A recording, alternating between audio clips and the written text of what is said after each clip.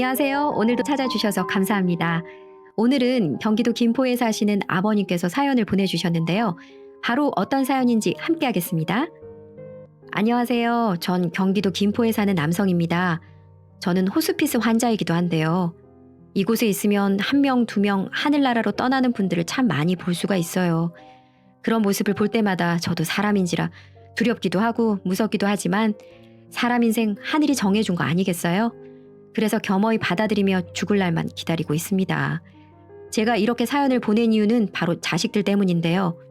사람들은 흔히 부모는 자식들을 위해 가진 걸 전부 내주는 아낌없이 주는 나무라고들 하죠. 저도 자식들은 어떻게든 잘 살게 해주려고 지금까지 몸이 부서져라 일하며 뒷바라지를 해왔습니다. 그런데 자식들은 제게 상상할 수 없이 끔찍한 짓을 저질렀어요. 어찌 보면 전 왼수 같은 배은망덕한 자식놈들 때문에 병을 치료할 시기도 놓치고 지금은 그저 죽을 날만 기다리는 신세가 되어버렸네요.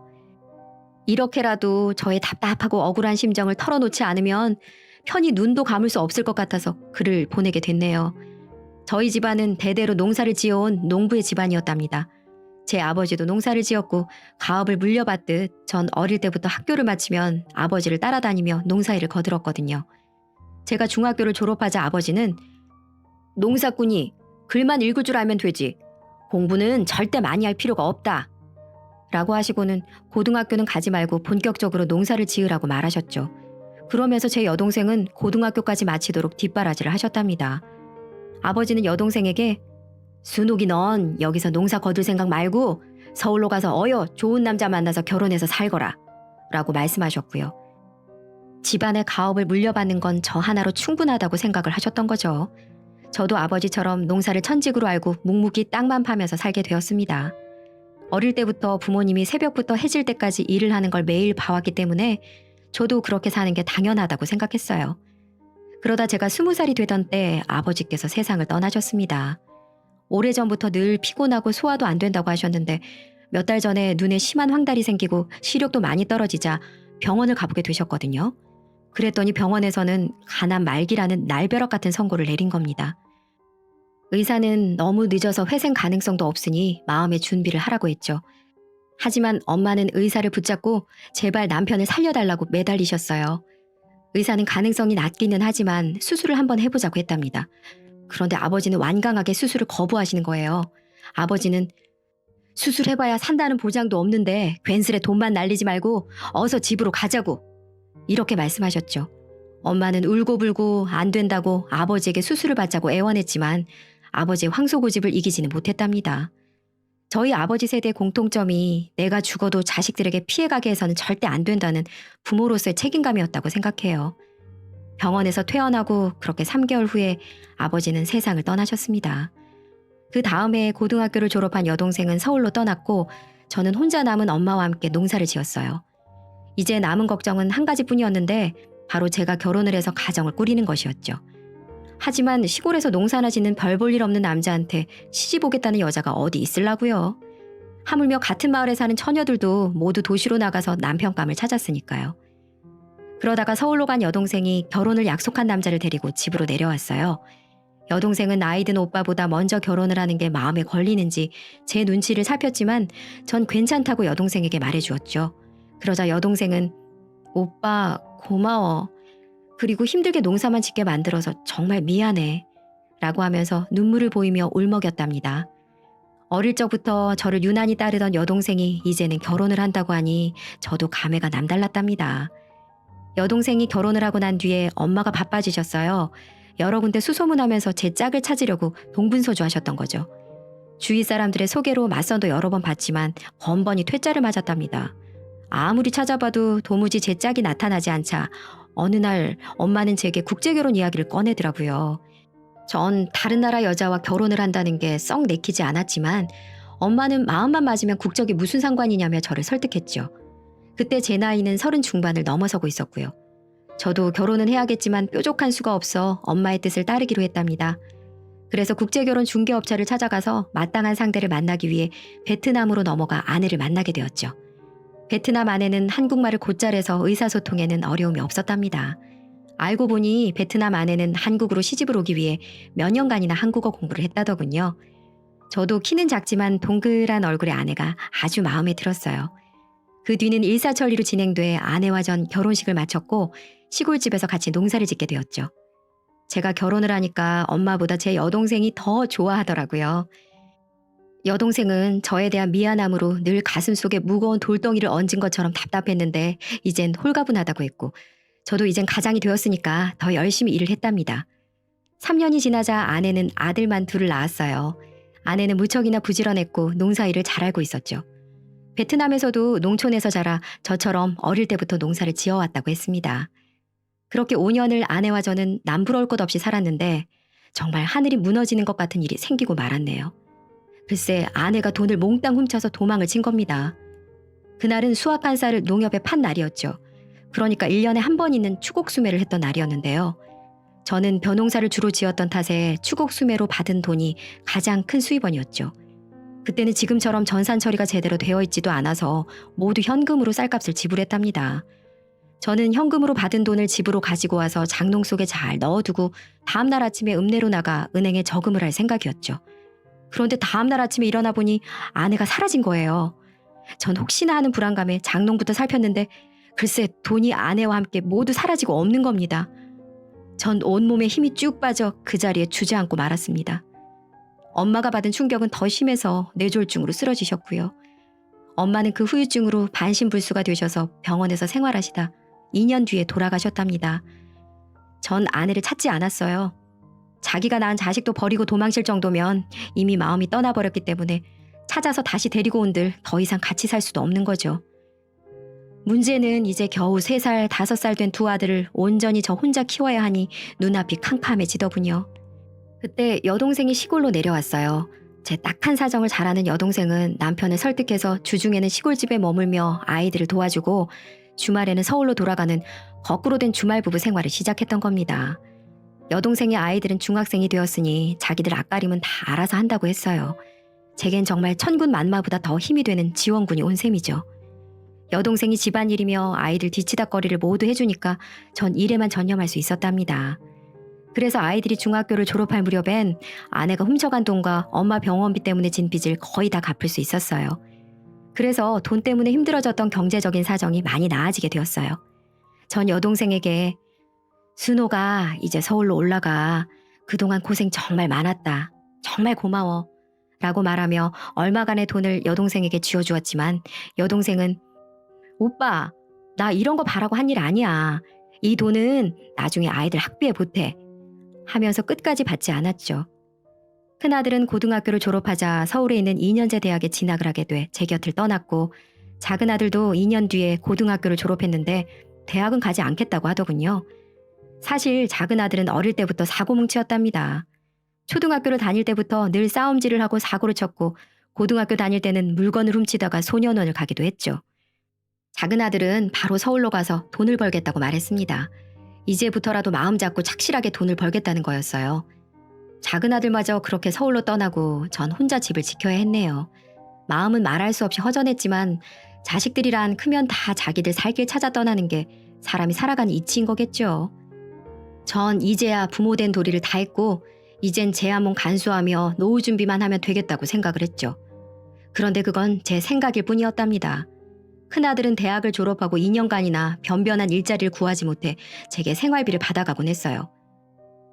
작은 아들은 다행히도 서울에 가서 바로 일자리를 구해서 한 1년 잘 사는가 싶더니 학교 다닐 때 그 성질 못 죽이고 싸움을 하고 술을 마시고 운전을 하다 사고를 내서 감옥에 갈 뻔한 걸 제가 합의금을 물어주고 빼내기도 했죠. 큰아들과 작은 아들은 문제가 생길 때마다 제게 와서 손을 벌렸고 전 그때마다 부모 된 도리로 차마 모른 척할 수가 없어서 아들이 원하는 대로 돈을 만들어 주었습니다. 그러다 보니 큰아들과 작은 아들이 번갈아 가면서 집에 왔다 갔다 할 때마다 살림은 눈에 띄게 줄어들었죠. 큰아들이 사업을 해본다며 손을 벌릴 때는 가지고 있던 야산을 팔았고 작은 아들이 사고를 쳐서 합의금이 필요하다고 할 때는 트럭을 팔아야 했답니다. 마치 밑 빠진 독처럼 두 아들 밑으로 돈은 끝없이 들어갔네요. 그러던 어느 날 큰아들이 여자를 데리고 내려왔어요. 큰아들은 결혼할 여자라고 했죠. 전 이제야 이놈이 철이 들어 가정을 꾸리려고 하는구나 생각하고 아주 기뻤는데 내막을 알고 보니 참 어이가 없었습니다. 며느리가 될 여자는 유흥업소에서 도우미로 일하고 있었는데 어쩌다 큰아들과 하룻밤을 보내고 그만 임신을 했다는 거예요. 큰아들은 아이를 지우자고 했지만 며느리는 절대 그렇게는 못하니까 책임지라고 난리를 쳤다는 거죠. 그런데 문제는 결혼을 하려면 며느리가 유흥업소에 진 빚 2천만 원을 갚아야 한다나요? 큰아들은 결혼만 하면 정말 열심히 잘 살겠다면서 제게 사정을 하더군요. 아버지, 이번이 정말 마지막이에요. 곧 예쁜 손주 안겨드릴 테니까 딱 한 번만 더 도와주세요. 하면서 눈물까지 흘렸고 며느리도 한없이 애처롭고 처량한 눈빛으로 저를 쳐다보더군요. 전 큰아들에게 사정은 딱하고 나도 도와주고 싶지만 이젠 나도 가진 돈이 없어. 그러자 큰아들은 기다렸다는 듯이 아버지 가수원 있잖아요 라고 하는 겁니다. 전 그건 마지막 남은 재산이라고 하면서 절대 팔 수 없다고 버텼지만 큰아들은 물러서지 않고 제가 지칠 때까지 이틀 동안 집에 머물면서 저를 괴롭혔답니다. 결국 전 큰아들에게 두 손 두 발 다 들고 과수원을 처분하기로 하고 적당한 임자를 알아보기 시작했죠. 전 큰아들에게 그래, 네 말대로 과수원 다 팔아서 돈 만들어 줄 테니까 서울에 올라가 있어. 대신 정말 마지막이다 라고 했죠. 큰아들과 며느리는 그제서야 웃으며 올라가더군요. 그런데 며칠 후에 여동생이 연락도 없이 갑자기 찾아온 거예요. 여동생은 저를 보자마자 오빠, 과수원 팔려고 내놨다는데 정말이야? 하고 물었죠. 제가 고개만 끄덕이자 여동생은 전후 사정을 대번에 알아차렸습니다. 명석이가 결혼할 여자 데리고 왔었다더니 그놈이 또 돈 달라고 했지? 라고 물었어요. 제가 먼 산만 보며 한숨을 쉬자 여동생은 답답한지 오빠, 제발 그러지 마. 언제까지 자식놈들한테 다 퍼줄 거야. 그러다가 오빠 노후는 어떻게 하려고 그래? 오빠가 돈 한 푼 없는 알거지가 되면 그놈들이 쳐다라도 볼 것 같아? 이제부터 없는 자식이라고 생각하고 오빠 노후 준비나 착실하게 하라고. 그러니까 과수원 팔지 마. 제발.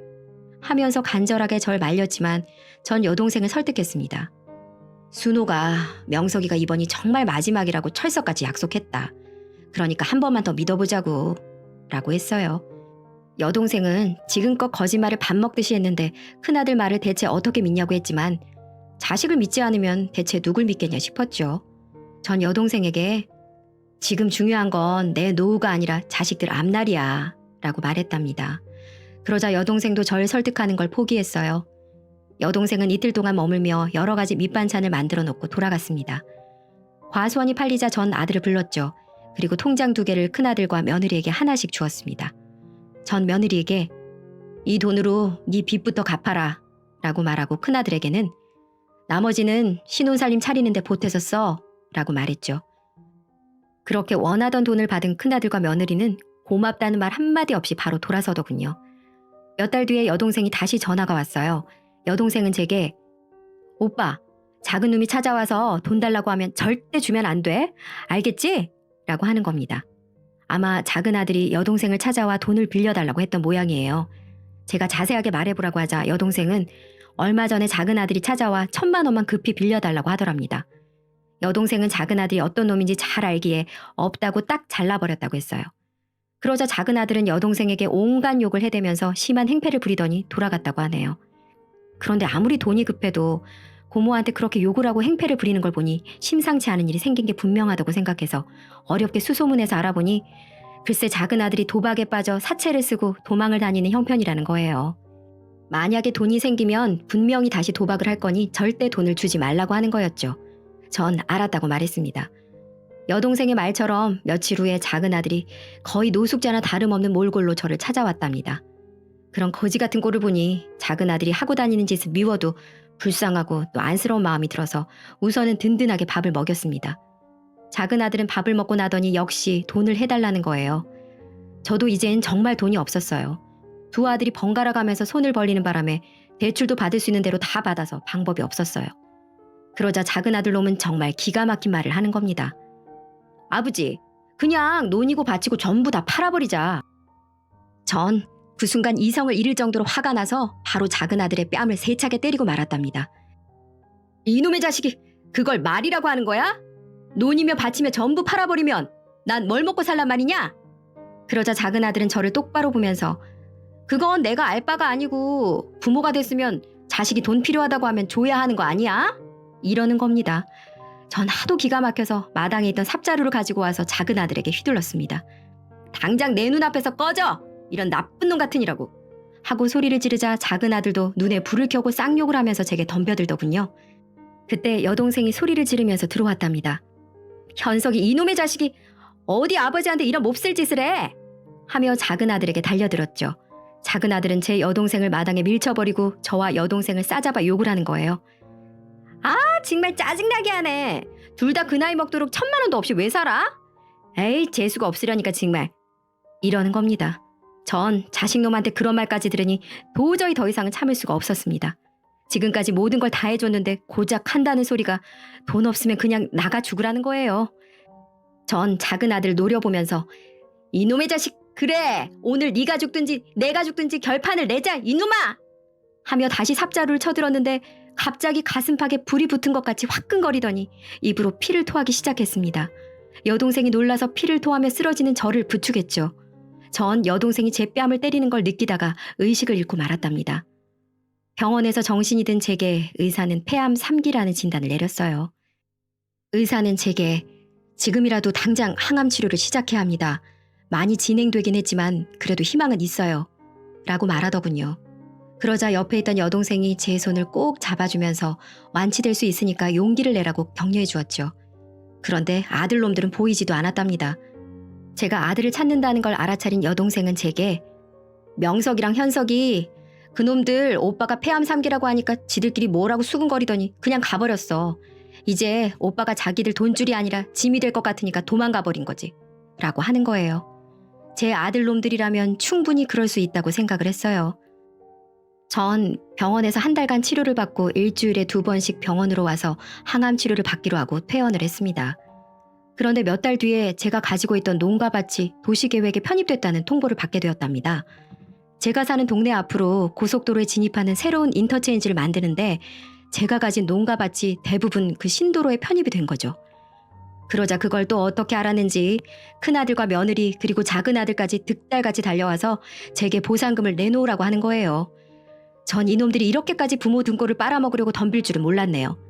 그래서 전 병원에서 받은 폐암 진단서를 자식들에게 보여주었죠. 그러면은 아무리 악독한 자식들이라도 암으로 죽어가는 아버지의 보상금을 가져갈 생각은 하지 않을 거라고 생각했는데 세상에 결과는 정반대였답니다. 폐암 진단서를 본 큰아들은 제게 아버지, 우선 보상금을 전부 나한테 주면 내가 아버지 끝까지 모실게. 그러니까 돈부터 내놔. 정말 돈에 눈이 멀어도 정도가 있지 이럴 수는 없다는 생각이 들었답니다. 전 죽으면 죽었지 절대 아들에게 제 목숨을 맡길 수는 없다고 생각했어요. 전 아직 보상금이 다 나오지도 않았고 공시지가로 따져서 보상금을 주기 때문에 생각보다 많지 않다고 말하면서 큰아들과 작은아들에게 각각 1억씩을 줬답니다. 그러자 작은아들은 고개를 갸웃거렸죠. 뭔가 이상하단 생각이 들었겠죠. 하지만 큰아들은 당장 눈앞에 돈을 보더니 화색이 돌아서는 주아라 하며 며느리와 같이 돌아갔고 작은아들도 자기 몫의 돈을 들고 서울로 올라갔습니다. 그런데 한 달 뒤에 아들들이 다시 저를 찾아왔어요. 그러더니 바로 저를 차에 태우는 거예요. 전 놀라서 어딜 가는 거냐고 큰아들에게 물었죠. 그러자 큰아들은 자기가 폐암을 전문적으로 치료하는 병원을 알아놨으니 거기서 치료를 받자는 겁니다.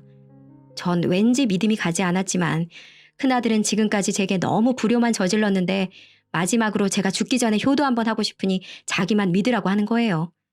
저는 그래, 이놈들도 내가 죽을 병에 걸렸다니 이제야 정신을 차렸구나 라고 생각을 하고 큰아들이 이끄는 대로 병원에 가서 입원을 했습니다. 막상 병원에 도착하자 큰아들은 제 휴대폰부터 자기가 챙기는 거예요. 지금부터 며느리와 자기가 교대로 저의 병수발을 들겠다는 거예요. 전 큰아들의 말을 그대로 믿었습니다. 그런데 병원에 입원한 지 며칠이 지나도 항암 치료를 하지 않는 거예요. 제가 하도 이상해서 간호사에게 물어보니 절 이상하게 바라보면서 어머, 뭔가 착오가 있나 보네요. 여긴 호스피스 병동인데요? 이러는 겁니다. 전 이제야 아들놈들이 무슨 짓을 저한테 저지르고 있는지 알아차렸답니다. 아들놈들은 절 산송장 취급을 한 거죠. 그래서 항암 치료 대신에 호스피스 병동에 쳐놓고 그저 제 죽을 날만 기다리게 만든 거였어요. 큰아들과 며느리가 교대로 병실을 지키는 건 혹시라도 제가 다른 곳으로 가지 못하도록 감시를 하는 것이었고 제 휴대폰을 뺏은 건 여동생이 저를 찾지 못하게 만들려고 했던 거였어요. 전 이제 꼼짝없이 여기서 죽는 날만 기다릴 수밖에 없는 처지가 되었어요. 그때 제게 구세주가 찾아왔답니다. 바로 제 여동생이 백방으로 수소문해서 제가 여기 있다는 걸 알고 찾아온 거죠. 그날은 작은 아들도 병실에 와 있었어요. 여동생은 병실에 들어서자마자 큰아들과 며느리의 뺨을 갈겨버렸답니다. 여동생은 큰아들에게 이 천하의 후레자식 같은 놈들, 병든 아버지를 치료는 못할 망정 빨리 죽기를 바래? 이 벼락을 맞아도 시원치 않은 나쁜 놈들아! 하며 악을 쓰자 아들들은 여동생의 기세에 눌려 아무 말도 하지 못했습니다. 아들놈들은 여동생에게 뭔가 오해를 한 거라며 곧 항암 치료를 시작할 생각이었다고 둘러댔지만 여동생은 저를 다른 대학병원으로 옮겼답니다. 전 그곳에서 항암 치료를 다시 시작했지만 의사는 너무 늦었다며 조금만 더 빨리 왔으면 가능성이 있는데 지금은 암세포가 너무 많이 퍼져 손을 쓸 수 없다며 6개월 시한부 판정을 내리더군요. 아들놈들 때문에 항암 치료를 몇 달간 중단한 것이 화근이 되었던 거였어요. 전 이제 모든 걸 정리하기로 생각하고 제가 받은 보상금이 든 통장을 여동생에게 주었답니다. 그 통장에는 30억 원이 들어있었죠. 사실 아들에게 준 2억은 보상금의 일부였어요. 전 여동생에게 난 이제 곧 죽을 몸이니까 돈이 무슨 소용이야. 네가 잘 가지고 있다가 요긴하게 써라 라고 말했죠. 그러자 여동생은 자기는 절대 이 돈에 손을 댈 수 없다고 했어요. 그러면서 악마 같은 조카들 손에 이 돈이 들어가게 하느니 사회복지단체에 기부하겠다고 하는 겁니다. 그래서 저도 그러라고 했습니다. 왜냐하면 저도 그런 배은망덕한 자식들에게는 돈 한 푼 쥐어주고 싶지 않았으니까요. 어떻게 알았는지 자식들이 보상금 내놓으라며 찾아왔더군요. 아버지, 보상금 30억 있는 거 다 알아요. 아버지 어차피 죽으면 그 돈 어디 쓸 데도 없잖아요. 이렇게 불쌍하게 살고 있는 자식들 생각은 안 하세요? 빨리 어서 주세요. 빨리 주시라고요. 라며 병원에서 고래고래 소리를 치더군요. 그 소리를 들으니 도저히 참을 수가 없었어요. 이런 쓰레기 같은 놈들! 너네 엄마 일찍 죽고 내가 너네들을 어떻게 키웠는데 이젠 애비로 보이지 않고 내가 돈으로 보인다는 거냐? 너네들한테 줄 돈도 없고 그 돈은 이미 사회복지 후원금으로 기부 다 했다. 한 발 늦었어. 그러니 어서 다들 꺼지고 다시는 오지 마라. 알겠냐? 이렇게 말을 하고 쫓아버렸습니다. 그런 말을 들은 자식들은 망연자실하며 어떻게 우리하고 상의 한마디 없이 그럴 수 있냐며 오열을 하더군요. 그 돈이 어떤 돈인데 우리에게 그럴 수가 있냐며 따지고 난리도 아니었지만 더 이상 걔네들은 자식으로 보이지도 않더군요. 그렇게 전 자식들과 아예 연을 끊기로 했답니다. 물론 30억을 바로 기부했다는 말은 다 거짓말이었어요. 마지막까지도 어떻게 나오는가 보려고 했던 말이었는데 사람은 역시 변하지 않더군요. 그 이후 큰아들은 2달 뒤에 찾아와 하던 사업이 다 망해서 살고 있는 아파트까지 경매로 넘어갔다며 단돈 500만 원이라도 빌려달라고 하소연을 하더군요. 500만 원도 없어 손을 벌리는 큰아들에게 한마디 해줬습니다. 앞으로 네 인생은 네가 책임지고 살아라. 이젠 너나 둘째나 불쌍하지도 애처로워 보이지도 않는다. 전에도 말했다시피 이미 보상금은 다 기부했으니까 내가 너한테 줄 돈도 없다. 네가 뿌린 거는 네가 해결하고 살아. 남한테 의지하지 말고 다시는 이런 일로 찾아오지 말아라. 하며 보내버렸죠. 둘째도 시도 때도 없이 돈 좀 달라고 연락 오고 찾아오지만 냉정하게 말을 했더니 이제야 조금 잠잠해지네요. 결국 큰아들은 지하 단칸방으로 이사를 하게 됐다고 했고 작은 아들은 지금은 돈을 흥청망청 제가 준 돈 쓰다가 지금은 고시원에 산다고 하더라고요. 하지만 전 절대 도와주지 않을 생각입니다. 그런 자식들은 내가 죽어도 눈 하나 깜짝 안 하고 제 재산이 얼마나 남았는지 그것부터 찾을 놈들이니까요. 아들들에게 이 70 노인이 할 수 있는 최고의 벌을 준 것 같아 마음은 좀 아프지만 단단히 마음 먹으려고 합니다. 걔네들은 고생을 좀 더 해봐야 되니까요. 요즘 전 병원에서 하루하루 연명치료를 받고 있습니다. 언제까지 이 세상 살게 될지도 모르겠네요.